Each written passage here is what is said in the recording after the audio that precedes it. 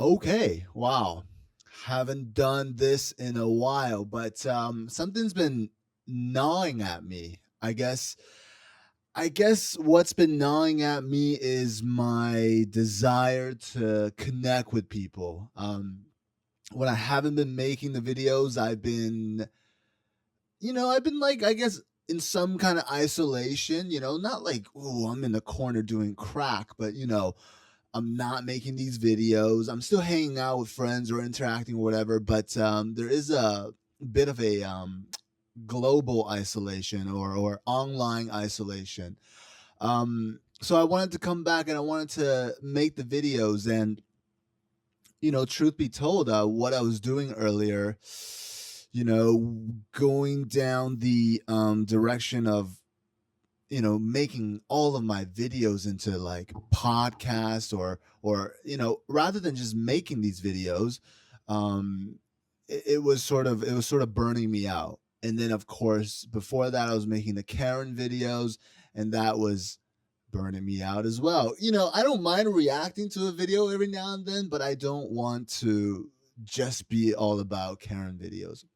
um Another thing is that I'm going to get a camera. Right now, I'm still shooting with this Logitech. I think it's called a C22 or C220. And it still looks pretty good, but I'm gonna get a camera. I'm gonna get a Sony one. It's called like a Z1F or something. But anyways, that's the one I found that is, it's not gonna break the bank for now, and it's should be a step up. If it's not a step up from this, then I don't even know why people buy cameras. No, it should be a step up. Um, One thing that I'll say is that I was about to go even further down the camera rabbit hole, which I really don't have much knowledge of, but I guess I wanted to actually start back up because I want to talk more about, how I'm feeling, and I don't want to just keep blabbing, um, you know, and sort of gloss right over what it is that I'm feeling.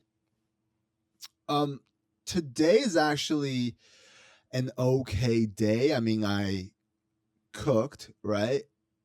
Does that sound crazy to people? Like, it seems like cooking, you sort of have like two departments. Like one side, people are like, yeah, you need a cook to survive. So yeah, there's no problem cooking. I cook whenever I need to cook. Oh, I'll even go so far as to make my meals a week ahead, right?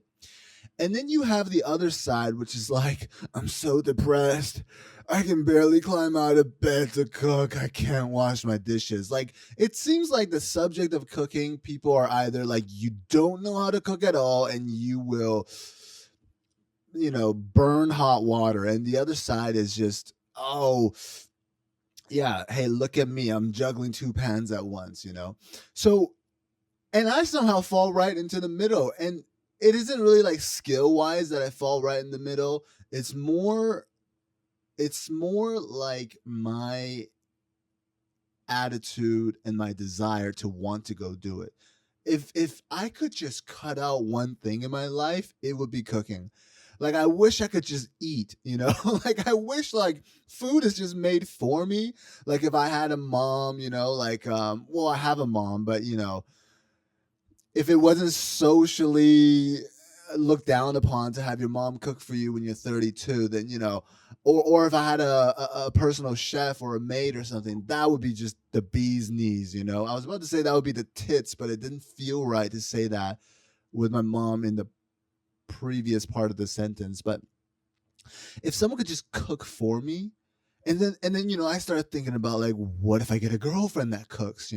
Oh, that's great. I'll just work and a girl will cook, right? But nowadays it seems like the girls don't want to do that either. So it turns out they don't want to cook. Girls don't want to stay at home and just cook. Like, I really, I wish I could get like an honest girl's opinion, right? Would you want to stay at home if a guy could just support you? Like, do you want to do that? Or do you want to go out work, be a manager at a office job or whatever it is. Like, do you want to do that? I don't know. Like nowadays, it's like if you ask a woman on the first date, right? You're like, hey, how do you feel about cooking for me, baby? I'll support you. You get a slap across the face and a drink thrown at you. But is that the truth? Like, barring from how horridly I delivered that proposal, is that the truth that women don't want to like be stay at home?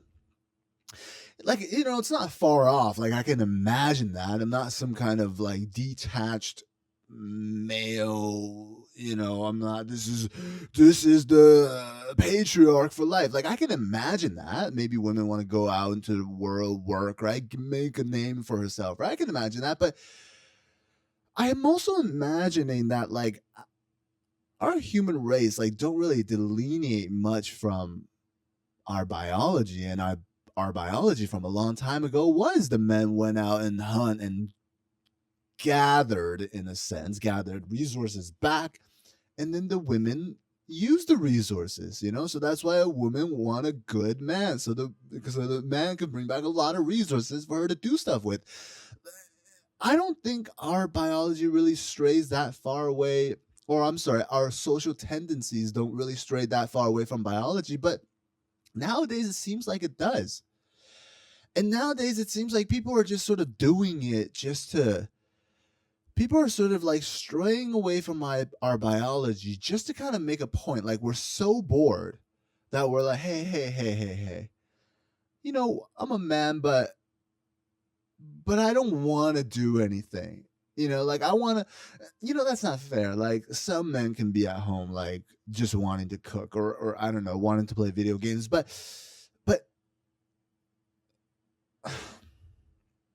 you know what? I think it's fair that some women want to go out there and work, and then some men want to, I don't know, stay at home and play the housekeeper. I think that's fair, right? I would even say that's fair that maybe there's a good majority, and by good majority, maybe not majority, but I would say there's a good minority, maybe like 20% of people from each gender is like that. But does that mean it's 80% of the gender that are more like normal, like follows the traditional gender roles? When I say that, it also doesn't sound like that, right? It also doesn't sound like 80% of women you meet would love to be a housewife, and 80% of men you meet would love to chase that bag. Like, it doesn't really sound like that. So I wonder what the other what the other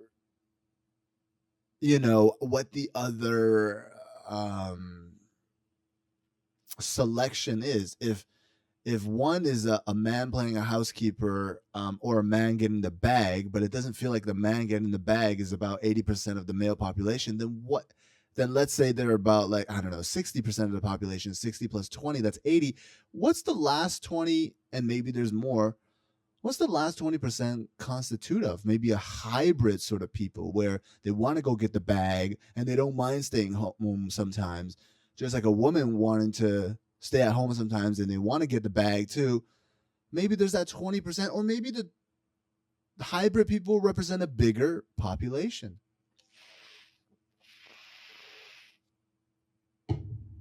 I don't know, but that kind of went down a rabbit hole. And I guess because I have more knowledge or insight on that, I was able to provide more description on that. Um, so sometimes I think about stuff like that, and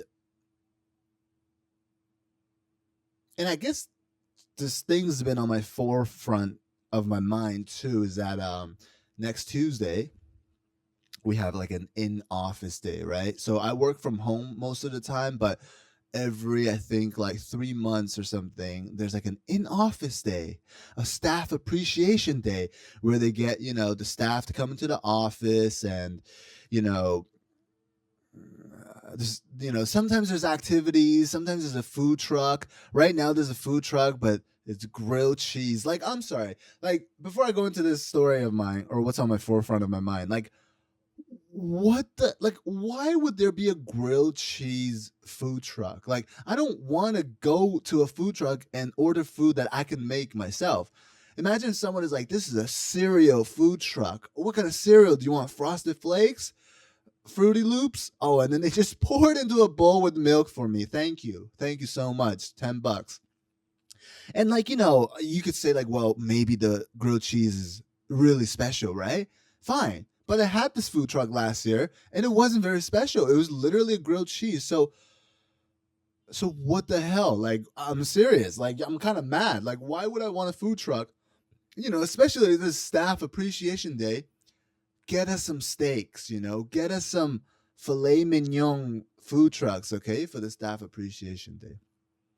But anyways, um what's really on the forefront of my mind is that this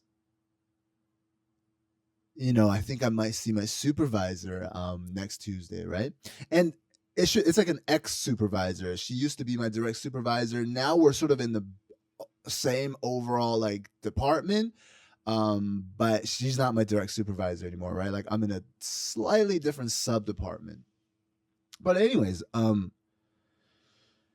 just, and I've talked about this before too. It's so funny. Like, years later, I still have a crush on her.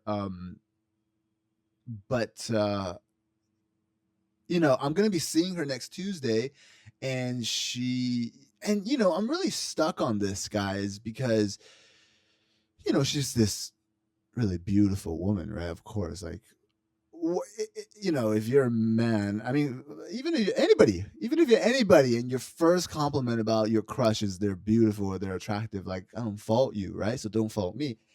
There's this, there's this beautiful woman, and or she is, and super confident, right? Like, work wise, knowledge wise, super smart,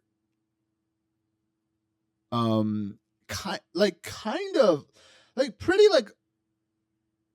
like nice, like, I would say, professionally speaking, like, if I was engaging with her like work wise, very accommodating, right? But I do notice like a couple of times that there's, I don't know, like, socially, it feels kind of weird. Like, I'll get this sense of like if a very tough man represents a patriarchy, I get the sense that she represents like a matriarchy. Like, when I have conversations with her, it feels like she is, while she's very nice professionally speaking, it feels like she is, I don't know, it feels like she's kind of a, if I was to go out with her and be in a relationship with her, like, I'd be like the more subservient one. Like, it feels like that. And I don't really like that. I like to be the more like dominant one. And I suppose I can't force these type of things, if that's the way she is and that's the way I am currently when we mesh, then I suppose um I have to work on myself to naturally be the more dominant one. But that's the way it is right now. Um, I guess I just wanted to put that out there. I just wanted to put that out there because, and a lot of times when I think when I make these videos, I'll just be making these videos to kind of get things like out of my head, or say them out so that they're like sorted, they're organized. But I would love to go on a date with this woman, and I mean, I don't even have to call it a date. Like, just hang out with this woman and eat some food or something. Like, I just I'm so I'm so okay with doing like anything with this woman. Like, I'm so okay with just like grabbing a cup of water with this woman. Like, I'm so okay with just doing anything because that means I get to ask her questions about herself and just, pick her mind. Um, but at the same time, I also feel like if it's work related, all right, then I better like mean it. If I'm gonna ask out this woman, then I better mean it, because I don't want to waste her time. Like she seems like a pretty like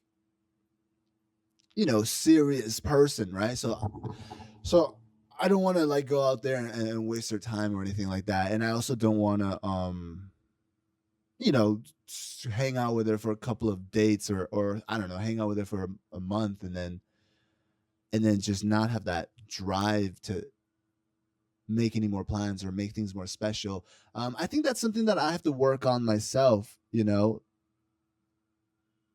could I could be with any woman, but like after uh, let me pull that back. I'm not some kind of Casanova. What I meant was,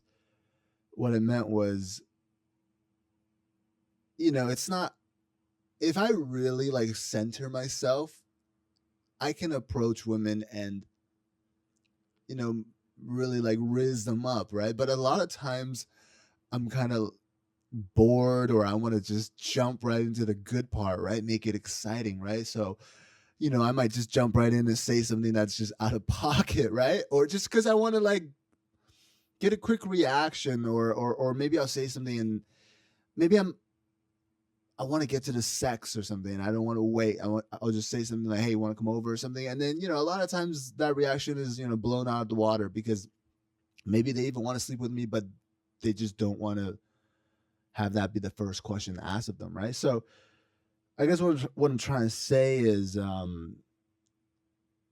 I can I think I can really get into relationships with people, with women, but there's something about like what I feel like is the executive function, I think, in my head, that sometimes I get overwhelmed. And I might have a thought here, I might have a thought there. And it could just be anything, but I guess to give you guys some clarity, it could be like, it could be, oh man, this is the fourth month we've been together, and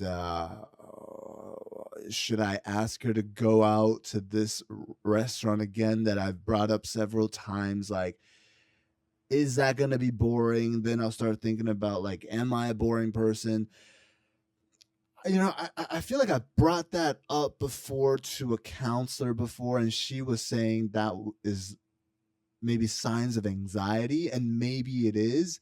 Maybe all these things overlap into, into like poor functioning or poor executive function. But sometimes I get these thoughts, and I don't know if I want to really drag her into that. I don't know if I really want to drag her into that, without knowing for sure. So I guess that's kind of where I'm at, and and I don't want to drag you guys through anymore if I don't really have a full grasp on that. So there's that. I guess best case scenario is I go into the office next Tuesday and I see her, and somehow they'll, I'll have some time to be able to just, I don't know, like have a conversation with her, and just see how things go. Um, I'm still like the same. I'm still like the same guy that I was a year ago when I was doing these Viornos a lot. Um, I guess I have some improvements, right? Since the last time we talked, really, I've traveled to Southeast Asia, right? So I got that life experience a little bit under my belt. Um, I have more money saved up, nothing crazy. I recently acquired 100 shares of Nvidia. So I've been able to sell covered calls on it. Um, So I've been able to make a little bit of money every week. The goal is still to make $1,000 a week. Right now, I'm able to like stably make $50 a week selling this covered call, which is which is kind of a slow progress, I feel. People always say like, hey, you should always think of yourself positively, but objectively speaking, I think it's a slow process because I've been trying to make $1,000 a week off stocks for such a long time, like for like 2 years now, and I'm only just able to make like $50 a week off stocks. So it's definitely in a good direction. I finally acquired 100 shares of Nvidia. I wonder if I can. I wonder, to make $1,000 a week just selling covered calls off my stocks. That would really require, having a lot of stocks. And I do have these like Microvision shares. I have about like 7,600 of them. So, you know, hopefully they go up soon, and I'll be able to get my money. I mean, you would think like LiDAR, you would think that's going to be the emerging technology nowadays with so many talks and actual events of self-driving cars. You would think that the one ability to allow these cars to be self-driving, LiDAR, hello, that it would be more popular. The stocks would be popping now, but the LiDAR stocks, especially Microvision, they're like hovering around like $1. Microvision's at like $1.10. So for me to make $1,000 a week, let's not even talk about the Nvidia. Okay, let's just talk about the Microvision shares. I have 7,600 shares, right? That means I can sell 76 covered calls every week, because every 100 shares you can sell one covered call. With these 76 cover calls I sell each week, if each of them can yield me $15, if each cover call can yield me $15, 76 times 15, 76 times 10 is 760. Then 76 times 5 is 380. So 750 plus 380 is 1,130. 1130. So if I'm able to just make $15 a week with one covered call from Microvision, I could make $1,130 a week. How much does the Microvision share stock need to be for me to make $15 every week? It needs to be around like $20. Right now the stock is at like $1. So I just needed to go up to $20. And you know what? The CEO, Sumit Sharma, he's actually come out with like some plans, right? With his board of directors, with his boys, and there's some girls on there too. He's come out with this compensation plan that says, hey, look, if we reach this amount, of price per share by this year, we'll be vested this amount of shares, aka this much compensation will go to us. And if the stock hits this dollar amount by this time, we'll be invested even more shares. So they've actually come out with a roadmap saying, hey, look, by this year, if the stock price is this much, we'll be awarded this many shares. Like we, as in the board of directors, the CEO, which means they obviously want to work so that the stock is that much by that year so they can get that much amount of money. So, and all of that is coming in the next couple of years. So hopefully that plan goes out well, right? We can hit $20 to $30 a share so that when I sell these covered calls every week, I can make at least $15 per cover call. Right now, the Nvidia cover calls, I'm able to make 50-ish, selling it at a safe strike price. This might be going just over a lot of people's heads because a lot of you aren't focused on stocks or selling options. And I'm sorry that this episode went down this way. But once again, I am just getting things out of my mind, and hopefully you can learn something too. So hopefully when Microvision is around $25, I can sell it at a safe strike price for $15 a share, and then I'll be able to make $1,000 a week. And then I think I'm gonna quit my job.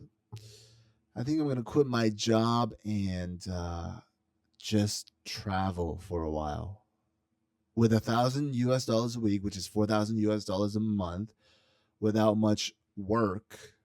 Even though I work so hard to get that, I think I'd be able to travel around the world. I don't think there's going to be a place in which I wouldn't be able to afford to live, just to travel through, not like live there.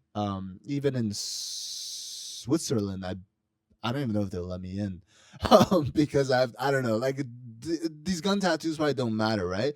If I'm just a visitor, right? Like I don't let visitors in. Um, I bet I can get by with $4,000. Like I might have to stay at a very medium hotel. I don't know. Maybe I'll just be there for a week or two, but I'm sure I can be there. And the plan is to still save money with the money I make from selling these covered calls each week, obviously, so I can put it back in, so I can start making more than just $1,000. Because I think that if I was to want to get married one day, I don't know if the $4,000 is enough for me to buy a house and support a family. So, but I would like that 4,000 a month at least for the next like 5 years or something, and then I can start a family, and then I'll make a bit more, and then hopefully by the time I'm ready to make a family, that amount has risen as well. So yeah, I mean that's about it. I guess thank you guys for letting me do this. Come back and speak, a piece of my mind. And I'm gonna be back. I'm gonna be back, and I'm gonna be speaking pieces of my mind, and in some ways, holding myself accountable. And you guys can hold me accountable too, but hopefully, I can do it myself. Um, and hopefully, sometimes I'll be able to have updates where it's not just me talking about stocks in my mind, and you guys like, what the fuck is he talking about? But hopefully, you do know what the fuck I'm talking about, because I think it's cool if everybody owned shares of valuable companies and was able to be like, well, this week let me sell a covered call on my, and the word I'm saying is covered call, like a phone call, so look that up, on shares that you might own. So there's that. That's the September 20th 2024 edition entry of the Tony Cuviorno. If some alien finds these entries years later while the Earth is destroyed, I hope you aliens view this and think, what a great guy. What a cool guy. But for now, I'm going to get out of here before my Hitler haircut devolves even more into Hitler. I'll see you guys next time. Peace.